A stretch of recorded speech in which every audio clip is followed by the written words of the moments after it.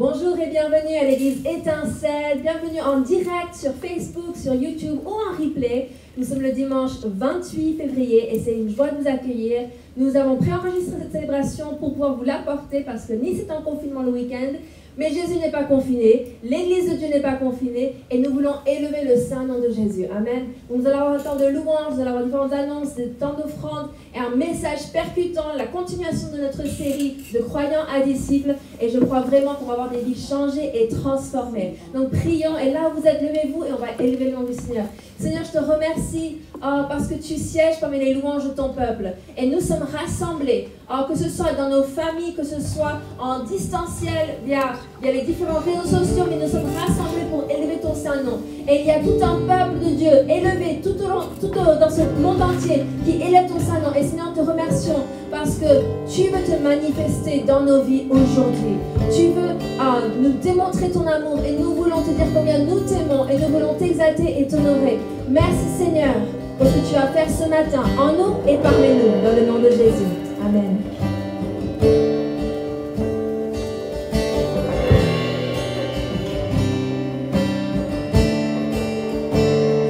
Dieu est puissant, il est juste et grand, il peut tout accomplir, plus grand que nos pensées, plus grand que nos désirs, il a fait de grandes choses. Dieu est puissant, Dieu est puissant, il est juste et il peut tout accomplir, plus grand que nos pensées, plus grand que nos désirs, il a fait de grandes choses, élevé, il a vaincu la mort.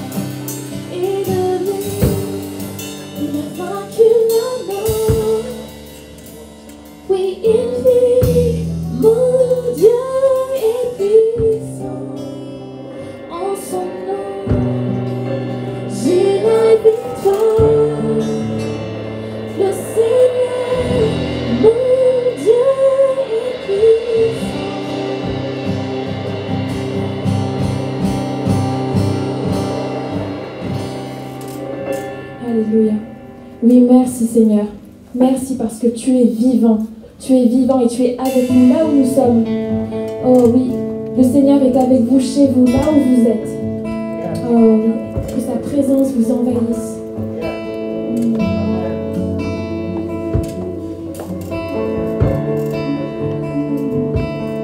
La mort n'a pas pu le retenir. Non, la mort n'a pas pu le retenir. Rien ne peut le retenir et rien ne peut nous séparer de son amour.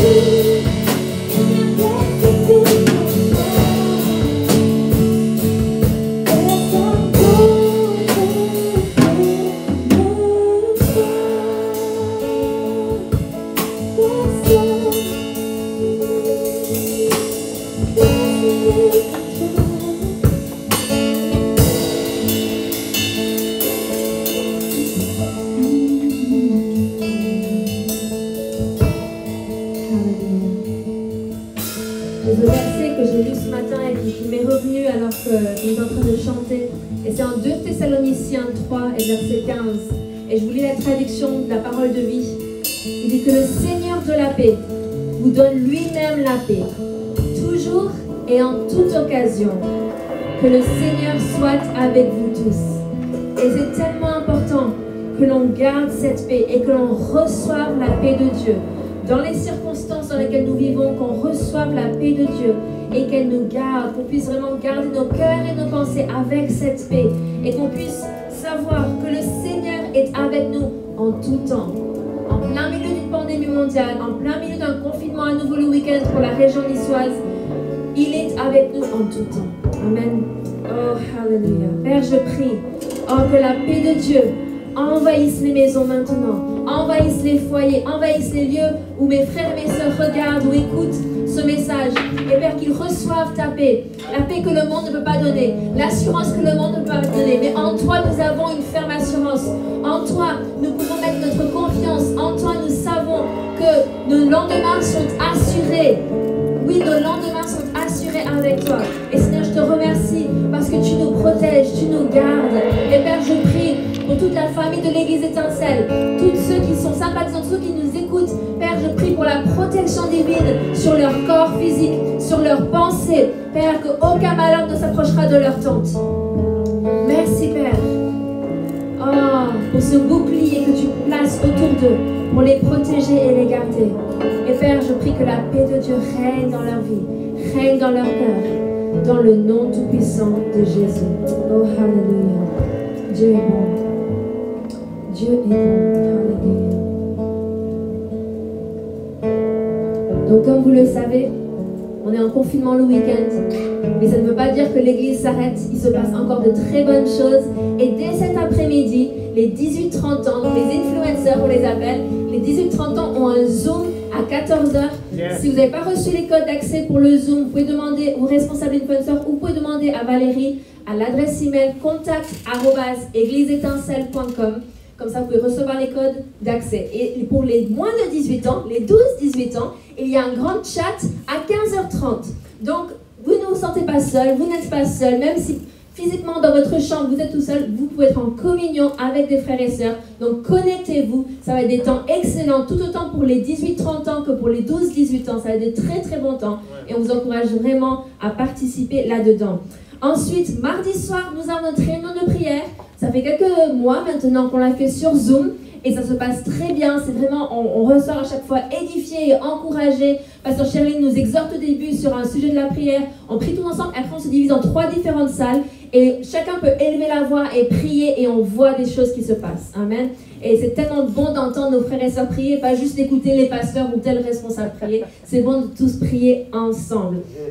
Ensuite, cette semaine sera une semaine live group. Donc, contactez votre animateur live group ou si vous n'avez pas encore de live group, contactez-nous à contact@égliseétincelle.com, l'adresse email.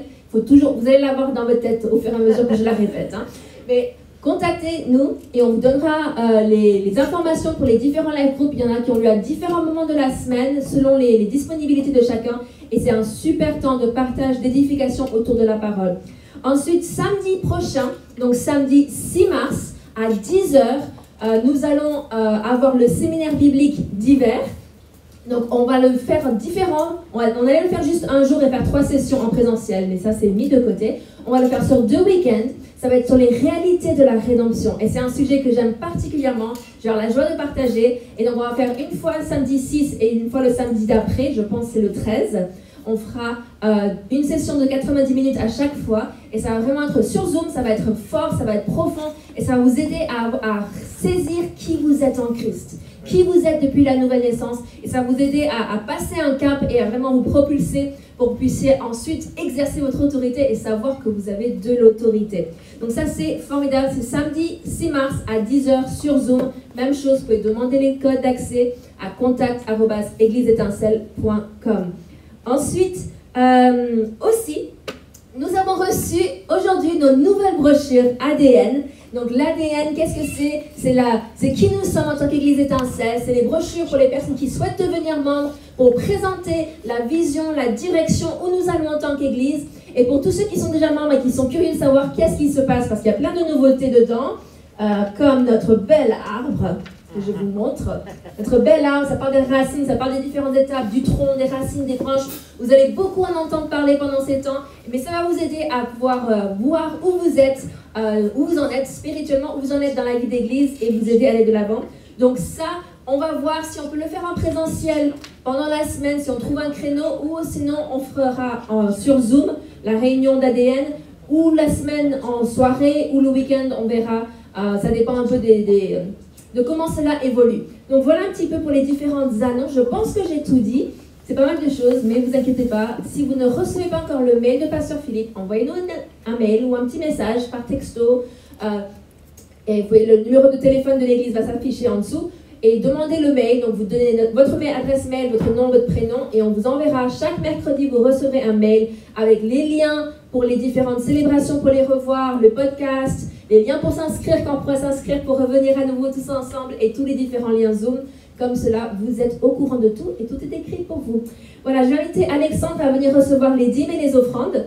Et vous pouvez donner avec joie.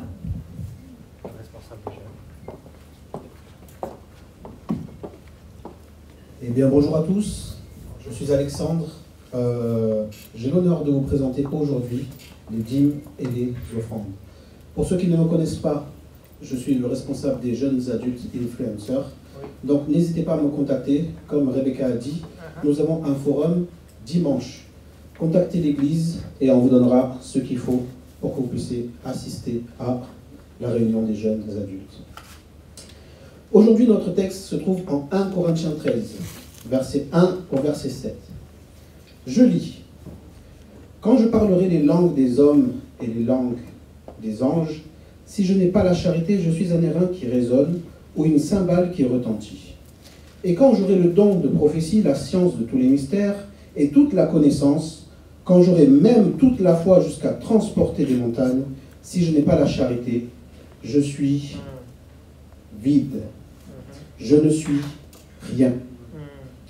Et quand je distribuerai tous mes biens pour la nourriture des pauvres, quand je livrerai même mon corps pour être brûlé, si je n'ai pas la charité, cela ne me sert de rien.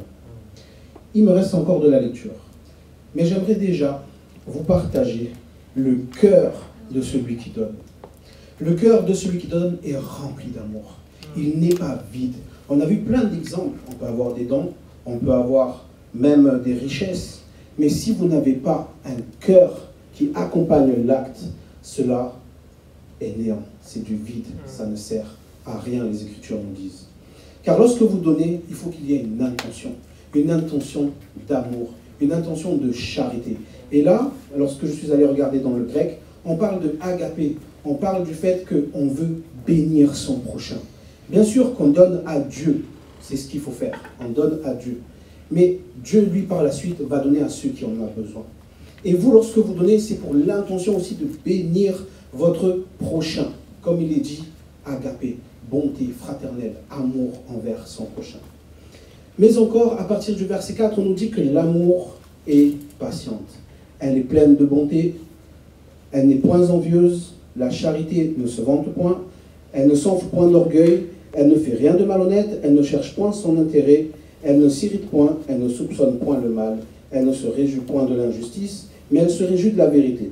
Elle excuse tout, elle croit tout, elle espère tout, elle supporte tout. Et par toutes ces belles phrases que nous avons lues, on nous dit que quand même la charité a des principes.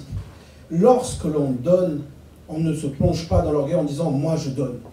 Voilà, moi je donne, donc c'est pour les autres, c'est pas pour moi. Moi je sais que je donne, je suis un bon serviteur et ceci et cela. Non, on nous dit que lorsqu'on donne, on donne avec l'amour. Tu donnes parce que tu aimes, donne seulement. Elle ne soupçonne pas le mal, l'amour ne soupçonne pas le mal, la charité ne soupçonne pas le mal. Quand tu donnes, tu as donné. Ne soupçonne pas qu'est-ce qui va être fait avec. Crois seulement que tes pasteurs ou ceux qui recevront l'argent seront sages pour redistribuer ce qu'il faut à qui ils doivent le donner. Et on ne cherche pas son propre intérêt. Lorsque tu donnes, n'oublie pas que c'est à Dieu que tu donnes. Ce n'est pas pour toi, ce n'est pas pour qu'ensuite tu puisses gagner quelque chose, une belle place dans l'église, mais donne toujours avec intention d'amour et dans la liberté. Donc, c'est pourquoi je t'invite à donner, effectivement, mais avec l'amour. Toujours avec amour. Gardez ce principe que c'est avec l'amour qu'on donne. Donne avec ton cœur, dans le secret, Dieu te le rendra. Et c'est pourquoi moi je vous bénis. Je vous bénis dans le nom de Jésus-Christ. Je prie que vous ayez la sagesse de faire ce qu'il doit être fait et que Dieu vous bénira en retour quand il vous bénira. C'est dans le nom de Jésus que nous avons ainsi prié. Maintenant, vous pouvez donner sur Internet, par transfert bancaire, via PayPal ou autre. Et pour ceux qui donnent un chèque, vous pouvez aussi donner à l'ordre d'Étincelle. Étincelle. L'Église se chargera de ce qu'il faut faire par la suite. Je vous remercie, soyez bénis et à très bientôt.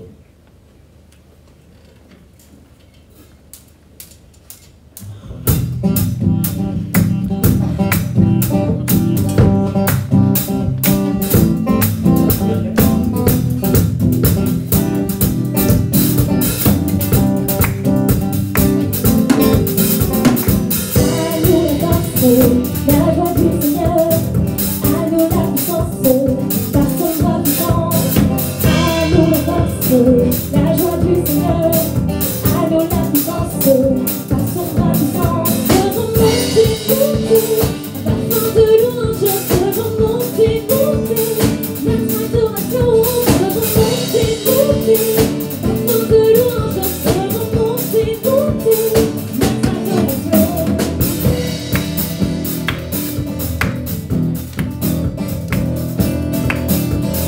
Revêtu de force, entouré de gloire, assis sur le trône, à la droite du Père. Revêtu de force, entouré de gloire, assis sur le trône, à la droite du Père. Remonter, monter, parfum de louange, remonter, monter, notre adoration. Remonter, monter, parfum de louange, remonter, monter, notre adoration. Remonter, monter, parfum de louange, remonter, monter, notre adoration. Remonter, monter, parfum de louange, remonter, monter, notre adoration.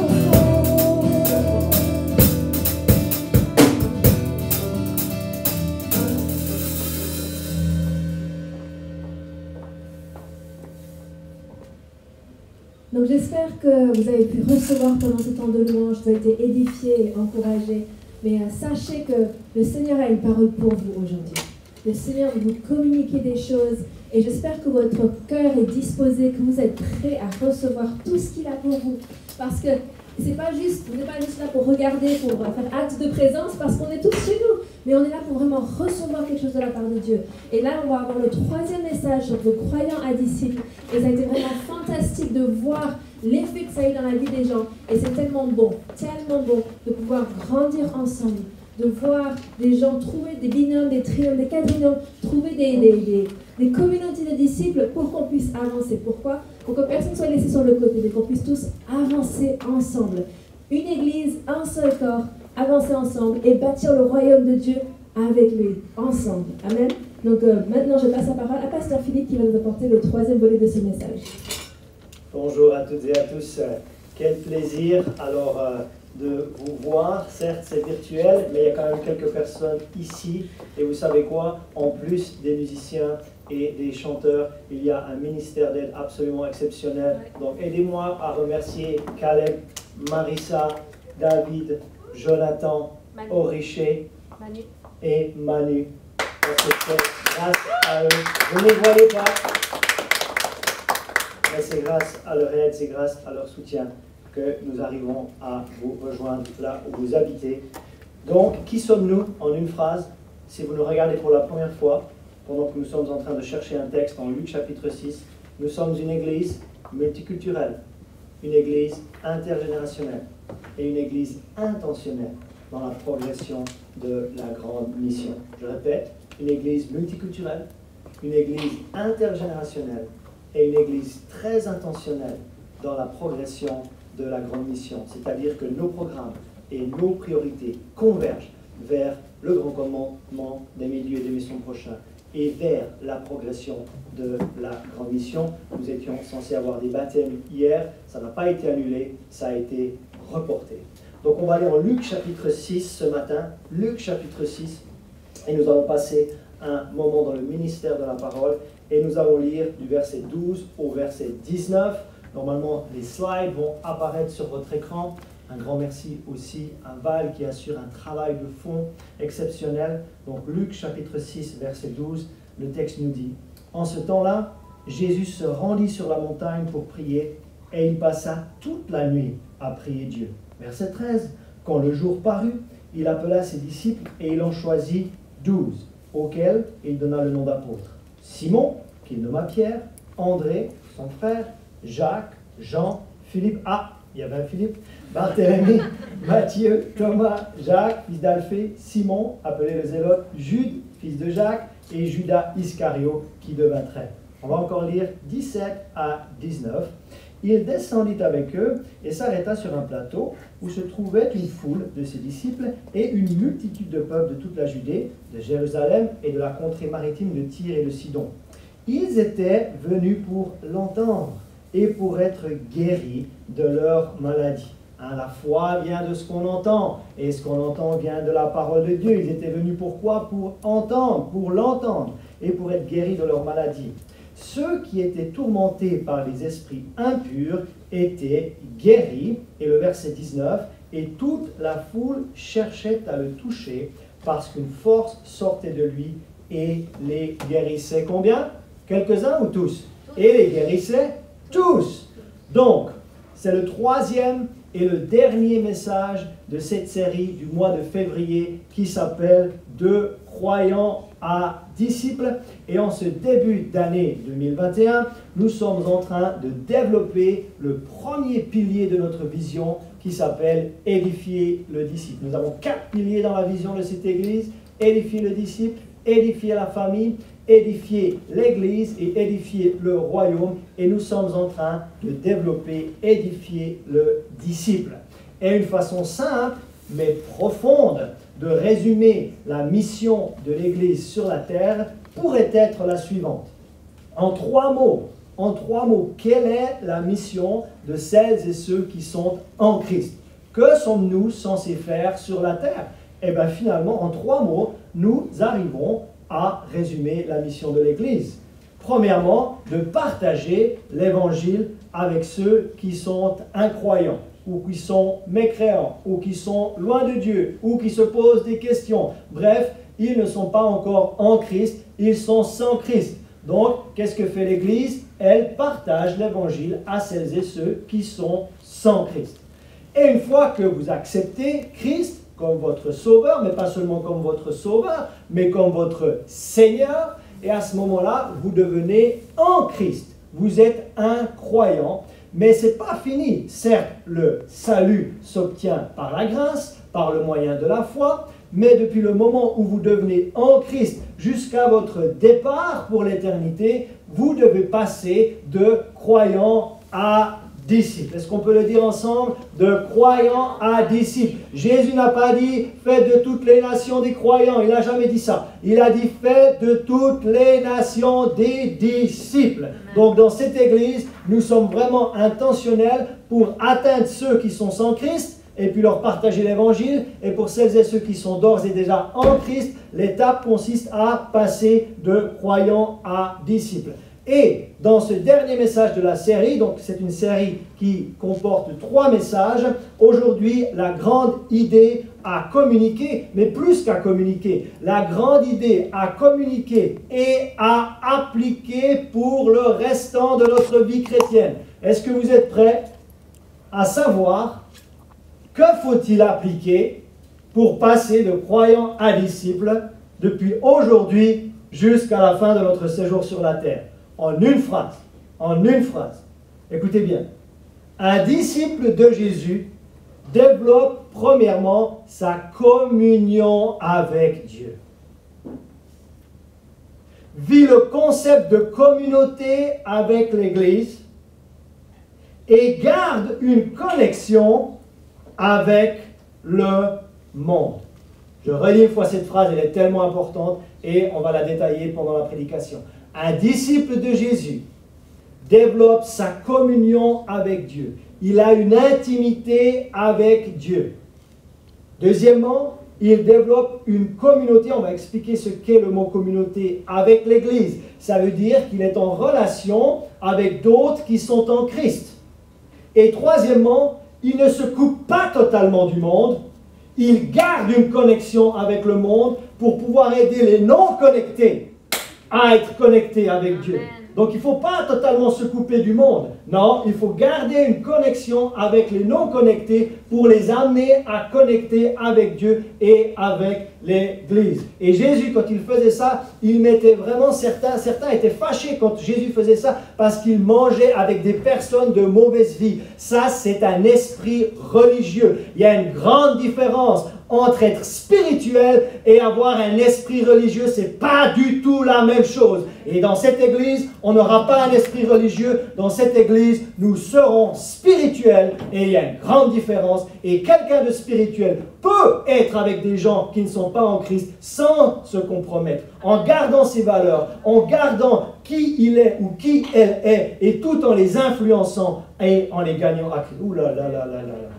À mon avis, je suis en train de dépoussiérer certaines choses dans la vie de certaines personnes. Et dans le texte que nous venons de lire en introduction, nous voyons trois mouvements dans la vie spirituelle de Jésus. Alors à mon avis, si Jésus le faisait, et si nous voulons être ses disciples, nous sommes amenés à faire de même. Trois mouvements. Un mouvement, ça veut dire que c'est intentionnel. Un mouvement, ça veut dire que ça part d'une décision. Un mouvement, quand je décide de bouger mon bras, ça veut dire que la tête a décidé. Vous comprenez qu'il y a vraiment une décision, il y a une intention, comme dans le texte qui a été partagé pour les dîmes et les offrandes. Quand on donne, il y a une intention, il y a l'amour qui nous motive. Et dans la vie spirituelle de Jésus, il y a un premier mouvement qui apparaît dans le texte que nous avons lu. Vous voyez, on n'est pas beaucoup, je suis assis, mais je suis quand même passionné. Il y a un premier mouvement qui apparaît dans la vie de Jésus, c'est le mouvement vers la communion avec Dieu. Le mouvement vers la communion avec Dieu. Et là, on va reprendre le texte que nous avons lu en introduction. Je ne lis jamais un texte en introduction par hasard. Il y a toujours une intention derrière. Luc 6,12 nous dit, en ce temps-là, Jésus se rendit sur la montagne pour prier et il passa, écoutez bien, toute la nuit à prier Dieu. Alors, si Jésus passait du temps avec son Père céleste, nous qui sommes devenus en Christ, Dieu est aussi devenu notre Père, Abba Père, et si Jésus avait une communion avec Dieu, quelque chose me fait dire que si nous voulons devenir un disciple de Jésus, il va falloir apprendre à communier avec Dieu. Laissez-moi vous poser cette question. Cette semaine, avez-vous communié avec Dieu? Avez-vous passé du temps avec lui? Avez-vous lu les Saintes Écritures? Avez-vous mis un petit peu de louange à la maison?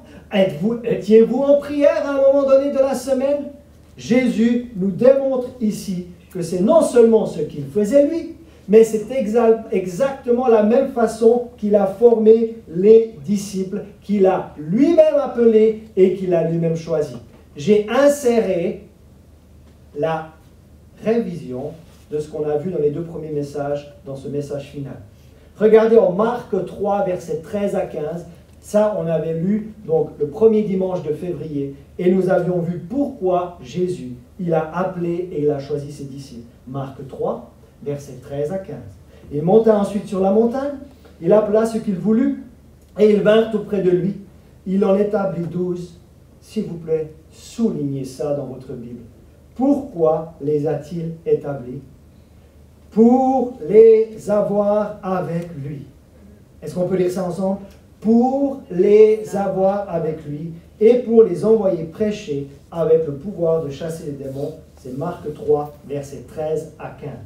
Et soyons honnêtes un petit moment, certaines fois nous sommes plus intéressés par l'idée d'être envoyés prêcher avec le pouvoir de chasser les démons que d'avoir du temps personnel avec Jésus. Ah là là! Allez, j'ai besoin de personnes honnêtes un petit peu de cette assemblée. Certaines fois, quand on nous parle d'être envoyé prêcher, quand on nous parle d'être envoyé chasser les démons, quand on nous parle d'imposer nos mains pour guérir les malades, tout le monde est tout feu, tout flamme. Mais après, quand le pasteur dit « Non, ça commence pas là, ça commence dans l'intimité, ça commence par... » Le premier mouvement dans la vie spirituelle de Jésus, c'était le mouvement vers le Père. C'était le mouvement vers l'intimité. C'était le mouvement vers la communion avec Dieu. Et quand le pasteur dit ça, on est plus intéressé par l'idée de prêcher, on est plus intéressé par l'idée de guérir, on est plus intéressé par l'idée d'imposer les mains. Mais Jésus nous montre dans sa vie, Jésus façonne tout le contraire. Ouais. Tout le contraire. Il dit d'abord, en ce qui me concerne, je monte sur la montagne et je vais prier toute la nuit. Ça, c'est ce qu'il a démontré dans sa vie personnelle. Et quand il choisit ses disciples, avant de les envoyer prêcher, avant de les envoyer guérir, venez, je vous établis pour vous avoir avec moi. Ah! Dans cette église, si nous voulons passer de croyants à disciples, il est inconcevable de brûler cette étape, d'être en communion avec Dieu. Et nous l'avons établi dans le premier message. Alors, depuis le premier dimanche de février jusqu'au dernier dimanche de février, avez-vous été dans la communion avec Abba Père? Je vais vous utiliser un langage un peu plus féminin parce que nous sommes non seulement multiculturels, intergénérationnels, mais nous sommes aussi mixtes. Mesdames, il s'agit de devenir une Marie dans un monde de Marthe. Un monde où tout le monde est occupé. Un monde où les téléphones portables ont pris... Moi j'ai établi un nouveau principe dans ma vie. Pas de portable avant de toucher la Bible. Ça, c'est ma vie. Je ne vous mets pas dessus. Pas de Bible, pas de portable. C'est-à-dire que quand je me lève le matin, je ne touche pas mon portable avant de toucher... Oh. Et Marie était celle qui était au pied du Seigneur. Et Marthe était celle qui était affairée. Et Jésus dit, c'est Marie qui est en train de faire une bonne chose. Marthe, arrête un petit moment les soins domestiques et viens aussi au pied d'une... Oh. Mais vous allez recevoir direction, vous allez recevoir confirmation, vous allez recevoir révélation, vous allez arriver au culte le dimanche, oh le pasteur il vient de confirmer ce que j'ai reçu la semaine, et là ça va devenir intéressant. Donc ma question pratique pour ce premier mouvement, on va voir 3 mouvements, ce premier mouvement dans la vie spirituelle de Jésus, c'est d'aller vers le Père. Question, un temps personnel avec Jésus est-il établi dans votre vie chrétienne? Un temps personnel avec Jésus. J'ai dit, je fais de la révision. Est-il établi dans votre vie chrétienne? Maintenant, dans le même texte que nous avons lu à l'introduction, peut-être vous ne l'avez pas vu, hein? C'est pour ça que ça vaut la peine d'écouter le pasteur des fois. Dans le texte lu à l'introduction, nous voyons donc 3 mouvements importants dans la vie spirituelle de Jésus. Et là, je vais vous parler du 3e avant du 2e, simplement pour respecter l'ordre que j'ai établi pendant la série. Le 3e mouvement qu'on voit dans le texte que nous avons lu, le 3e mouvement, c'est le mouvement vers la connexion avec le monde. Jésus ne s'est pas coupé du monde. Jésus mangeait avec les personnes de mauvaise vie. Donc c'était un mouvement, ça veut dire que c'était intentionnel, ça veut dire qu'il l'a cherché, ça veut dire qu'il est allé vers les gens qui ne le suivaient pas encore. Où voit-on ça dans le texte que nous avons lu au début, en Luc chapitre 6, versets 17 à 19. Il descendit, donc il est d'abord monté sur la montagne, premier mouvement, d'être avec le Père. Ensuite, il descendit avec eux et s'arrêta sur un plateau où se trouvait une foule de ses disciples. Et écoutez bien la suite. Et une multitude, combien ? Une multitude de personnes de toute la Judée, de Jérusalem et du littoral de Tyr et de Sidon. Ils étaient venus pour l'entendre et pour être guéris de leur maladie. Ceux qui étaient tourmentés par les esprits impurs étaient guéris et toute la foule cherchait à le toucher parce qu'une force sortait de lui et les guérissait. D'où venait cette force ? De son intimité avec Abba. Amen. Faire des miracles, guérir les malades dans la vie de Jésus, ce n'est pas ce qu'il faisait, c'est qui il était. Et si vous voulez voir la même chose dans votre vie, il va falloir aller à la source. Il va falloir... D'abord la relation verticale avant la relation horizontale. C'est ce que Jésus demande dans sa vie spirituelle. C'est la façon dont il a formé ses premiers disciples. Et aujourd'hui, on veut essayer de chasser des démons, on veut essayer de guérir, on veut essayer de prêcher. Mais il y a eu le premier mouvement vers Dieu n'a jamais été respecté. Et c'est pas comme ça qu'on devient un disciple de Jésus. Et c'est pas comme ça dans cette église que nous allons former les disciples de Jésus. D'abord, c'est le mouvement vers le Père, vers la communion avec Dieu. Et là, nous sommes sur le 3e mouvement, le mouvement vers la connexion avec le monde. En somme, qu'est-ce qu'il a fait Jésus ? Il n'a pas coupé les ponts avec le monde, mais il a intentionnellement bâti des ponts avec le monde. Et c'est ce que nous avions établi dans le 2e message de la série. Nous avions parlé de ce principe du pont, comme quoi il y a un évangile qui ne change pas, mais il y a une culture qui change. voire même il y a une sous-culture qui change. Et comment faire le pont avec un message qui ne change pas dans une culture qui change, la culture française. Et dans la culture française, nous sommes dans le sud et pas dans le nord. Et dans la culture du sud, nous sommes à Nice et pas à Marseille. Vous voyez qu'il y a toute une culture française, mais il y a une sous-culture niçoise. Et comment établir des ponts avec des gens, ou comment aller chercher les non connectés pour qu'ils soient aussi connectés. Parce que si tu n'as plus aucune relation avec le monde, si tu n'es plus du tout connecté avec ceux qui sont sans Christ, tu ne vas jamais gagner qui que ce soit. Tu ne vas jamais gagner qui que ce soit à Christ.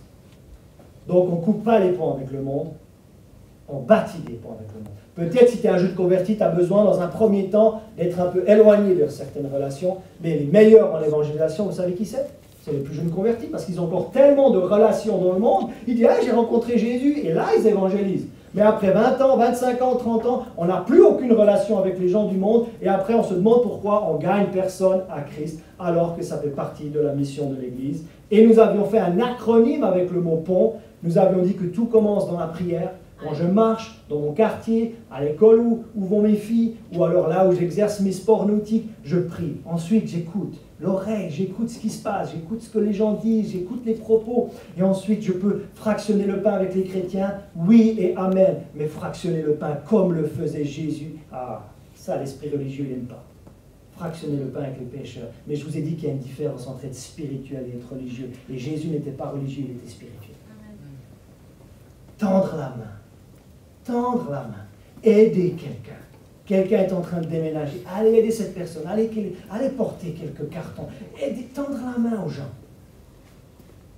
Et après, quand il y aura le moment de partager une séquence de son histoire, ou de notre histoire, de notre témoignage, la personne sera réceptive. Parce que vous n'atteindrez pas l'intellect, mais vous toucherez le cœur. Parce que vous avez établi une relation. Vous vous souvenez de cela? Donc la deuxième question pratique, la première c'était, le premier mouvement, c'était le mouvement vers la communion avec Dieu. Le deuxième, donc c'est le troisième mouvement dans la vie de Jésus, mais c'est le deuxième pour nous ici, c'est le mouvement vers la connexion avec le monde. Toucher les personnes non connectées et les amener à la connexion avec Dieu. Donc la question est la suivante. Avez-vous coupé tous les ponts avec le monde? Ou êtes-vous en train de bâtir? Évaluez votre vie relationnelle. Et regardez combien de personnes non chrétiennes, avec combien êtes-vous en contact? Avec combien êtes-vous en train de parler? Et si c'est zéro, il vous manque un mouvement pour devenir un disciple de Jésus. Parce que Jésus était intentionnel pour aller chercher ceux qui étaient perdus. Il est riche ce texte de Luc 6, non? Mais il n'est pas fini. Parce qu'en fait, là, je ne fais que de la révision. Ce que j'aimerais établir aujourd'hui, c'est un autre mouvement dans la vie spirituelle de Jésus. C'est être en communauté avec ceux qui le connaissent déjà. Toujours en Luc 6, nous voyons ces trois mouvements dans la vie de Jésus. Le premier, on l'a établi, le mouvement vers la communion avec Dieu. Le deuxième, c'est là où on va s'arrêter maintenant, le mouvement vers la communauté avec ses disciples, ou on pourrait dire avec l'Église. Troisièmement, le mouvement vers la connexion avec le monde. Et je suis tellement sérieux avec ces trois mouvements qu'autour du miroir, qui s'appelle l'Église glorieuse, pour ceux qui connaissent le lieu de culte, on va enlever les anciens cadres et on va mettre ces trois mouvements. Communion avec Dieu, communauté avec l'Église, connexion avec le monde. Et dans Luc 6, versets 13 à 16, pourquoi Jésus a-t-il prié toute la nuit? C'est parce qu'il était en train de choisir, ou c'était avant de choisir ses disciples. Voyez-vous, certaines fois, on prie tellement de fois après. S'il vous plaît, priez avant de prendre des décisions et pas après. La prière devrait préparer et pas réparer. Mais analysez votre vie de prière et regardez combien de fois vous priez pour réparer, honnêtement. Le modèle que montre Jésus, c'est que la prière prépare. Et c'est l'heure de passer de croyant en disciple. Et un disciple, il prépare dans la prière. Il ne fait pas que réparer dans la prière. Et Jésus, après avoir préparé dans la prière, il va aller choisir ses disciples. En Luc 6, verset 13. Quand le jour fut levé, il appela ses disciples et il en choisit parmi eux 12, auxquels il donna le nom d'apôtres et ensuite Je ne vais pas relire le nom, mais il y a les 12 qui sont inscrits ici. Donc c'est quoi une communauté? Honnêtement, si je vous avais posé la question avant ce message, qu'est-ce qu'une communauté? Qu'est-ce que le mot communauté veut dire? Qu'est-ce qu'une communauté biblique? À quoi s'attendre lorsqu'on fréquente régulièrement une église? Qu'est-ce qu'une communauté? Alors, le mot communauté, il y a le mot comme, ça veut dire ensemble. Et il y a le mot munus, en latin, qui veut dire le fait du don, le fait de donner, le fait de contribuer. Donc, dans une communauté biblique, il y a 3 choses vraiment importantes. Premièrement, on y reçoit quelque chose de valable. Quand tu fréquentes des gens qui sont en Christ, tu sais quoi? Tu vas recevoir quelque chose de valable. Quelque chose qui va t'aider. Quelque chose qui va t'édifier. Quelque chose qui va te tirer vers le haut. Et pas, franchement, le monde, il est bon pour nous tirer vers le bas. Mais qui est fort pour tirer vers le haut? Dans l'Église, on devrait se tirer vers le haut, on ne devrait pas se tirer vers le bas. Donc, une communauté biblique, c'est déjà un endroit ou un environnement, encore mieux, où on y reçoit quelque chose. Mais limiter une communauté biblique à un environnement où on reçoit quelque chose, c'est vraiment primaire. Une communauté biblique, en plus de recevoir quelque chose, tu vas aussi donner.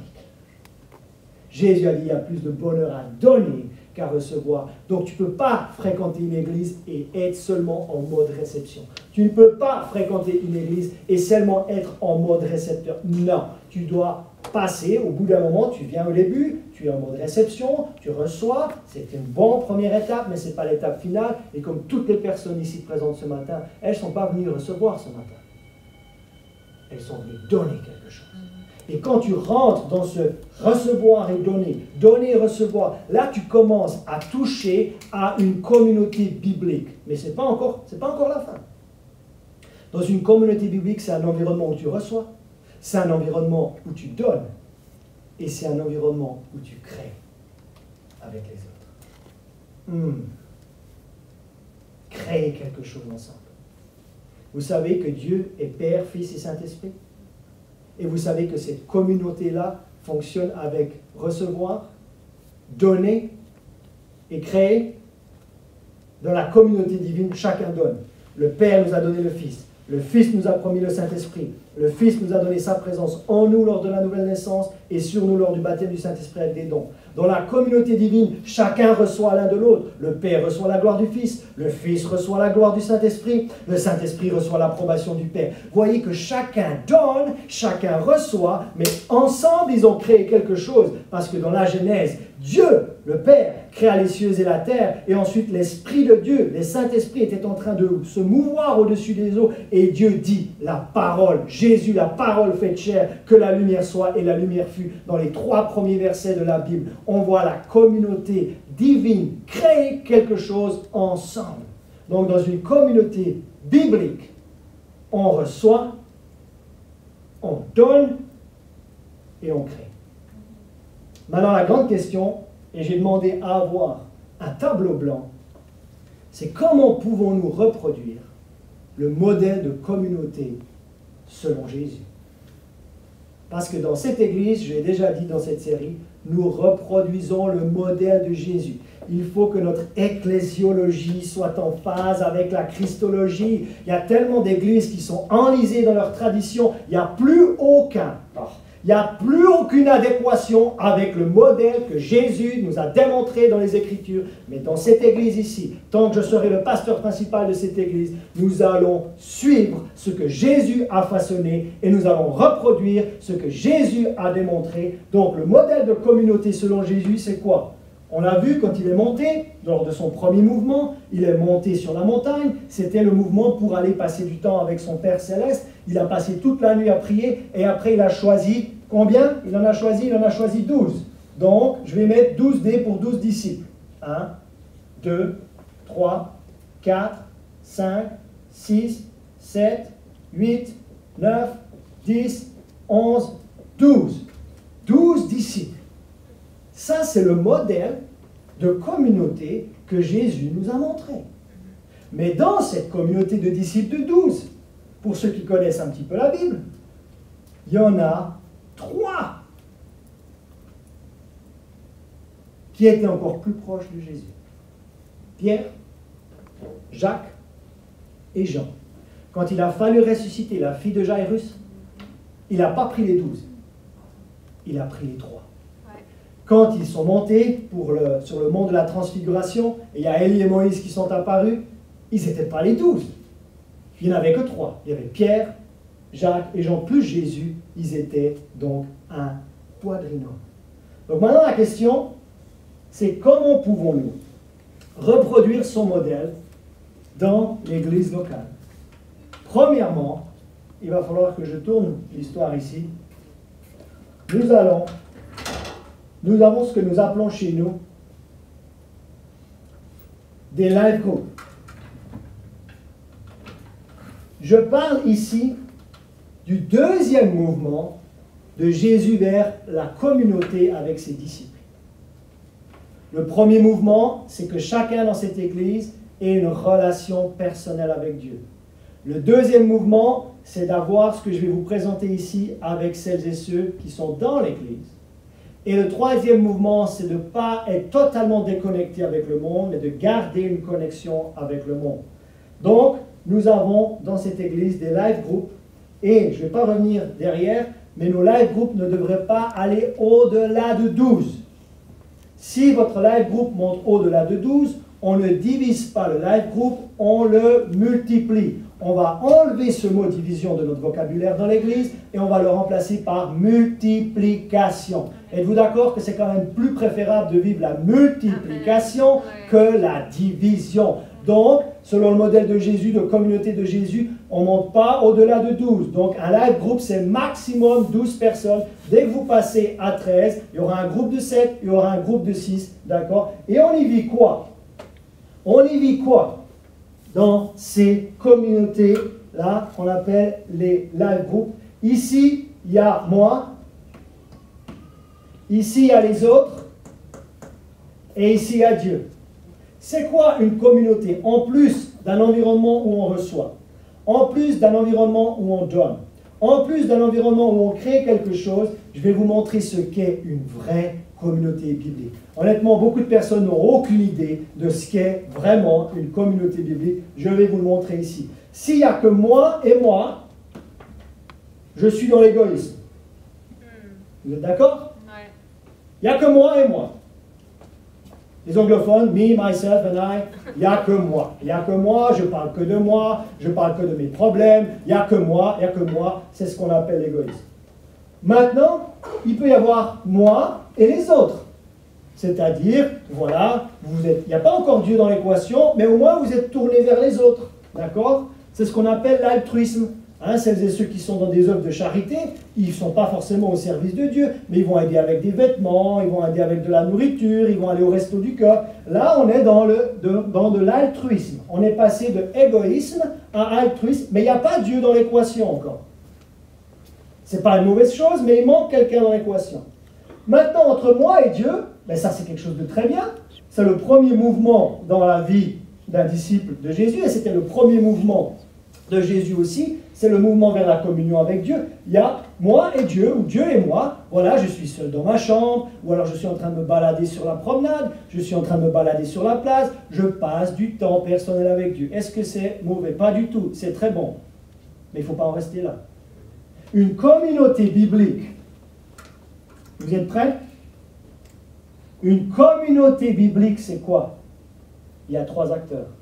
Il y a Dieu, il y a les autres, et il y a moi. Il y a Dieu, il y a les autres, et il y a moi. Donc, là je parle des live groups. Ce sont des groupes mixtes. On ne va pas au-delà de 12.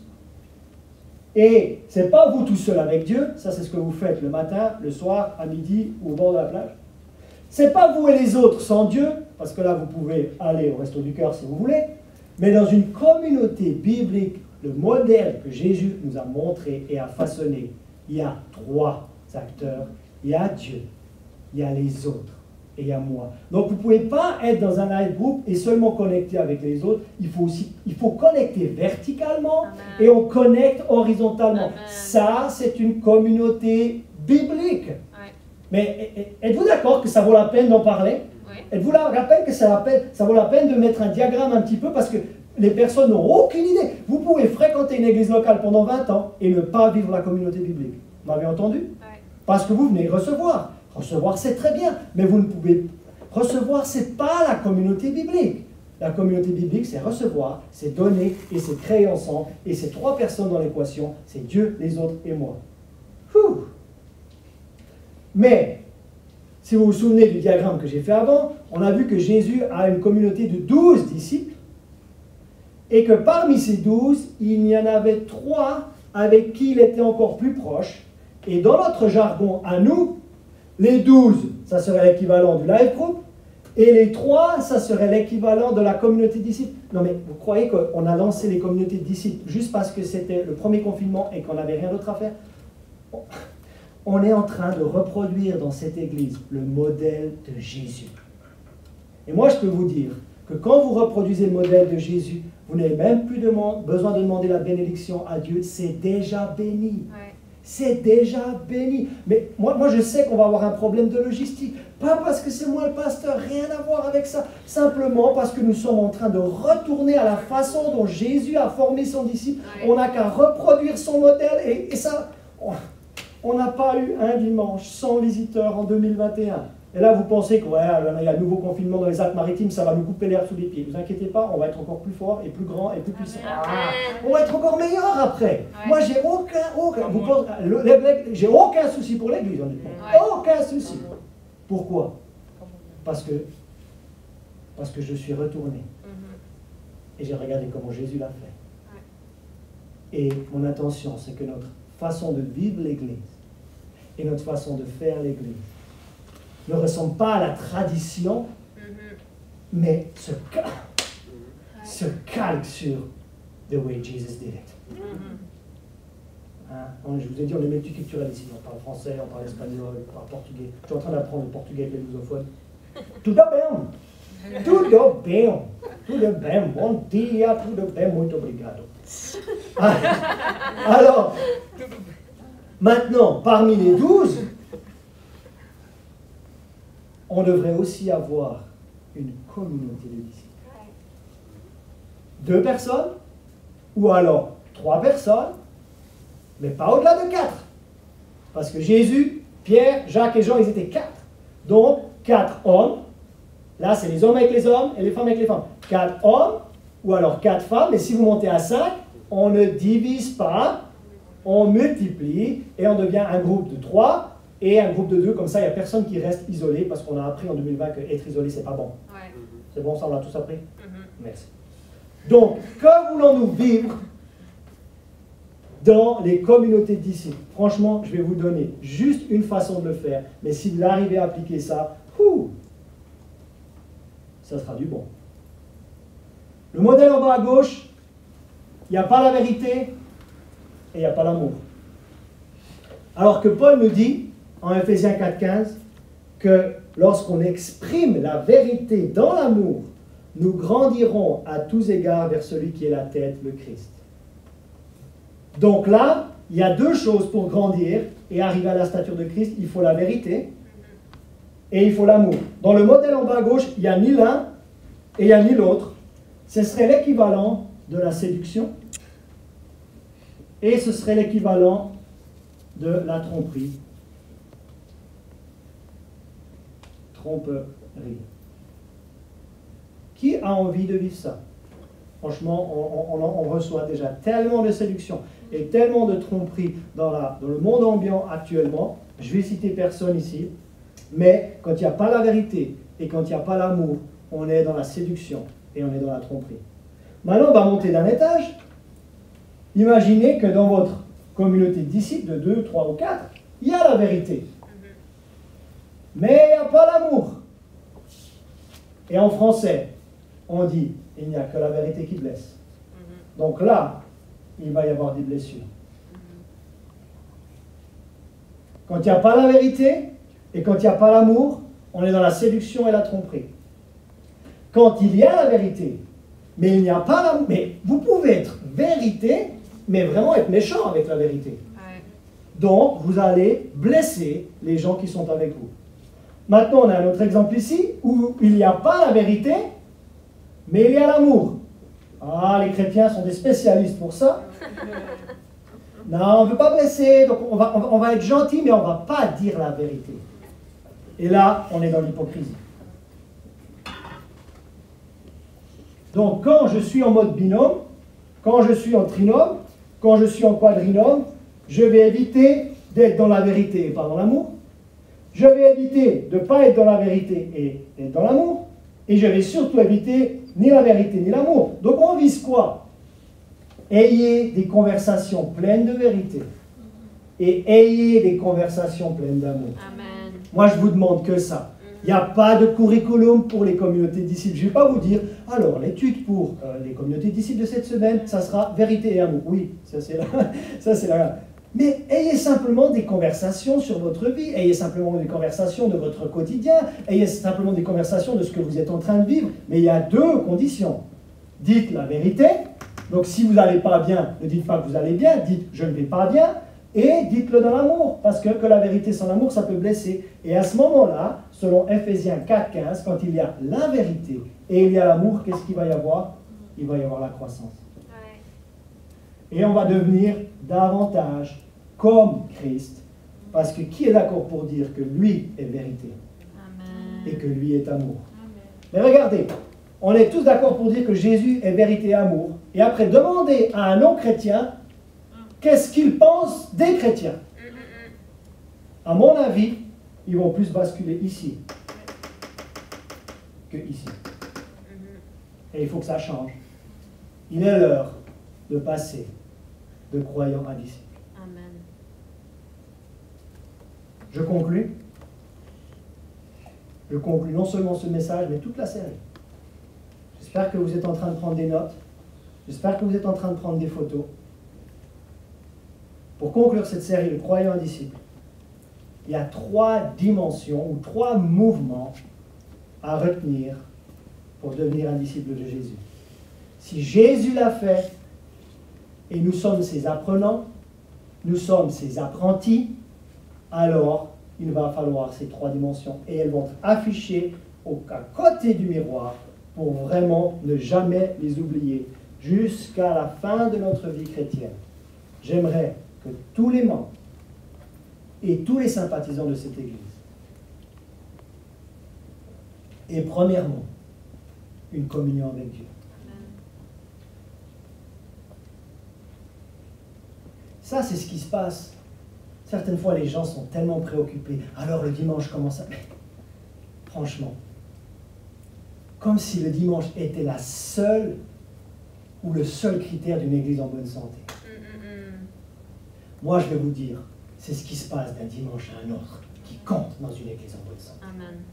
Pas la célébration du dimanche. Elle est importante, elle est essentielle, certes, mais c'est vraiment pas là que tout se passe. Avez-vous une communion avec Dieu? Jésus est allé sur la montagne. Il a passé toute la nuit à prier. Deuxième dimension, vivez-vous la communauté avec... Je n'ai pas dit fréquentez-vous une église. Je vais beaucoup plus loin. Êtes-vous en train de vivre la communauté biblique avec l'église? C'est plus que de fréquenter une église. C'est un environnement où je reçois, c'est un environnement où je donne, c'est un environnement où on crée ensemble, c'est un environnement où je ne suis pas tout seul, c'est un environnement où, plus que les autres, il y a aussi Dieu. Avez-vous une communauté de disciples de 2, de 3 ou 4, où il y a la vérité et il y a l'amour? Et dernière dimension, avez-vous encore une connexion avec le monde? Et un pasteur australien, il a dit à sa congrégation, si vous n'êtes pas membre d'un club de sport, si vous n'êtes pas attaché avec des gens, si vous n'êtes pas en connexion avec des gens qui ne sont pas encore, il y a vraiment un problème. Alors laissez-moi vous poser cette question pour terminer. Quelle est la dimension la plus forte chez toi? Pour un pasteur comme moi, vous savez quelle est la dimension la plus forte? C'est souvent la deuxième.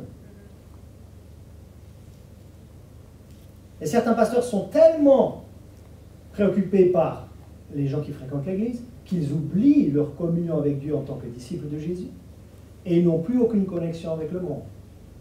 Alors ça, c'est le piège dans lequel il ne faut pas tomber en tant que pasteur. Là, je donne l'exemple d'un pasteur. Mais vous, quelle est la dimension la plus forte? Si vous êtes en communion avec Dieu, mais vous n'avez aucune église et vous n'avez aucune connexion avec le monde, il n'y a qu'un mouvement fidèle à Jésus dans votre vie spirituelle et il en manque deux. Ou alors, vous n'êtes qu'en connexion avec le monde, vous ne priez jamais et vous n'avez aucune église, mais vous définissez quand même comme un chrétien. Là, il manque sérieusement quelque chose aussi. Donc, première question, quelle est la dimension la plus forte dans votre église, dans votre vie spirituelle? Et quelle est la plus faible? Regardez la plus faible. Moi, je peux vous dire honnêtement que la plus faible, c'était la troisième. Parce que quand tu es pasteur, on dit que tu es marié à l'église, tu es tout le temps avec les gens de l'église, et il y avait une faiblesse dans ma connexion avec les gens qui ne me connaissent pas encore. Raison pour laquelle je vous ai partagé comment maintenant je bâtis des ponts et comment je crée des connexions pour que les non connectés puissent se connecter à Dieu. Et je finis avec cette pensée. Que pourrait-il se passer dans ta vie si les trois dimensions étaient au même niveau? Imagine que tu as une forte communion avec Dieu. Maintenant, imagine que ta communauté avec l'Église arrive au même niveau et que ta connexion avec le monde arrive au même niveau. Imagine les trois dimensions au même niveau. Qu'est-ce qui pourrait se passer? Je vous donne une idée. Concernant la première dimension, des révélations, des confirmations et des directions. Concernant la deuxième dimension, des amitiés sincères et profondes dans la foi. Plus que, oui, tu vas bien, oui, par la grâce de Dieu. Oh. Est-ce qu'on peut aller un petit peu plus que ça? Je n'ai pas dit avec toute l'Église, j'ai dit avec 2-3 personnes avec qui tu vas parler vérité et avec qui tu vas parler amour. Et la troisième dimension, si tu la rends plus forte, de précieuses personnes seront gagnées à l'évangile. Oh là là là. Franchement, qui a envie de vivre sa foi comme ça? Qui a envie d'avoir une communion forte avec Dieu? Qui a envie d'avoir une communauté forte avec l'Église? Et qui a envie d'avoir une connexion forte avec le monde? Je peux te dire qu'une fois que tu aspires à vivre ce que j'ai partagé ce matin, là ça va devenir vraiment intéressant.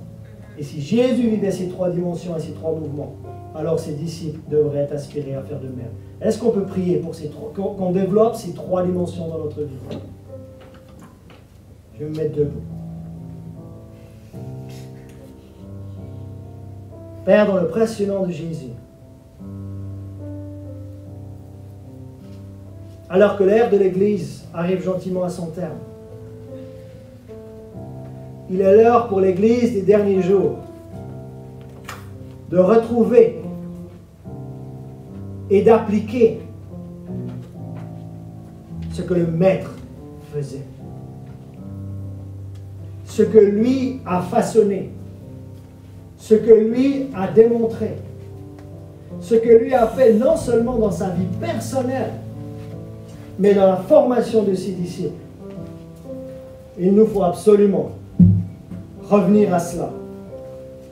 Parce que moi j'ai la conviction que si nous appliquons le Nouveau Testament, nous aurons les mêmes résultats que le Nouveau Testament. Encore une fois, si nous appliquons le Nouveau Testament, nous aurons les mêmes résultats que le Nouveau Testament. Donc je prie pour chaque personne en train de regarder que nous puissions développer notre communion avec Dieu. Que nous puissions développer notre communauté avec l'Église. Et que nous puissions développer notre connexion avec le monde. Tout en sachant garder des ponts sans compromettre qui nous sommes et ce que l'on croit. Dans le nom précieux de Jésus. Il est l'heure. Il est même urgent de passer de croyants à disciples de Jésus. Amen.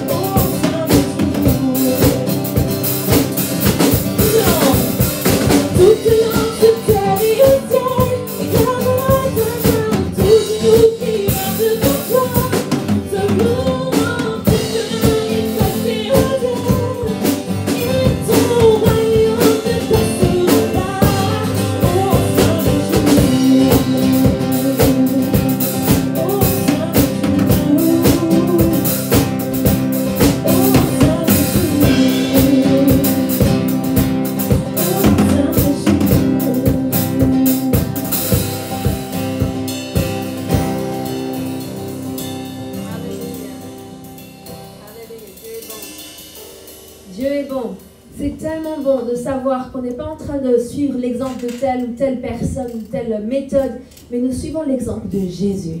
Jésus est au centre de ce que nous voulons vivre en tant qu'Église.